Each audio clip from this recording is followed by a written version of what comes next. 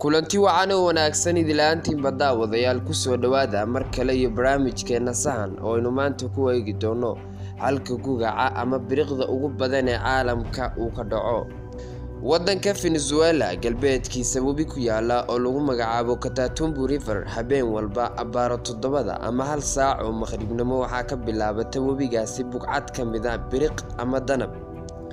biriqdaasi ama danabkaasi webiga biyihiisa ayay baahisaa ama kala firdhisaa, waxayna biriqdaasi ama danabkaasi u socdaa ilaa iyo 10 saac oo xiriir ah waa marka uu bilowmo sanadkiiba 260 habeen oo ka mid ah ayay biriqdaasi ama gugacaasi lagu qiyaasaa inuu halkaasi ka dhaco.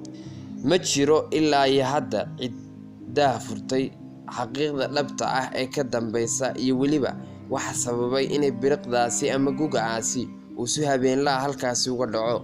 Ha yeeshee saynisyahanada oo isku dayay inay daahfuraan xogta dhabta ah ee baaritaankooda ayay ku sheegay in macdanta uraniumta ay ku badan tahay buur dhow halka ay biriqdaasi habeenlaahi ay ka dhacdo, halka qolo kalena ay ku andacoonayaan in shaybka ama qaabka buurtani u samaysan tahay ee u saamaxday inay biriqdaasi dhacdo, iyagoo leh buurta qaabka ay u samaysan tahay iyo weliba inay buurta soo deyso dabaylo diirimaad la falgasha hawada. Isku dhacaasina wuxuu sababaa ayay leeyihiin inay hawadu qaraxdo, hawadaasina kadib miitheynta ayaa gaadha cirka, sidaasi ayayna ku samaysantaa biriqdaasi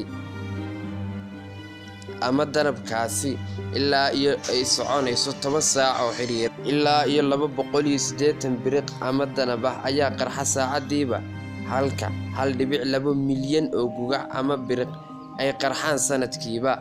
Iftiinka biriqdaasi ama danabkaasi waxaa xataa laga arkaa meel fogaanshahaan ka fog ilaa iyo 200 oo mayl oo fogaansho ah.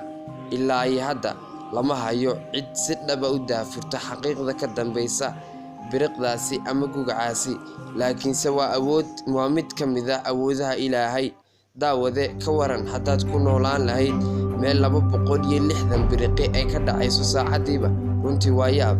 daawadayaal intaynu ku kulmi doono barnaamijka xiga waxaan idinkaga tagayaa salaamu calaykum waraxmatullahi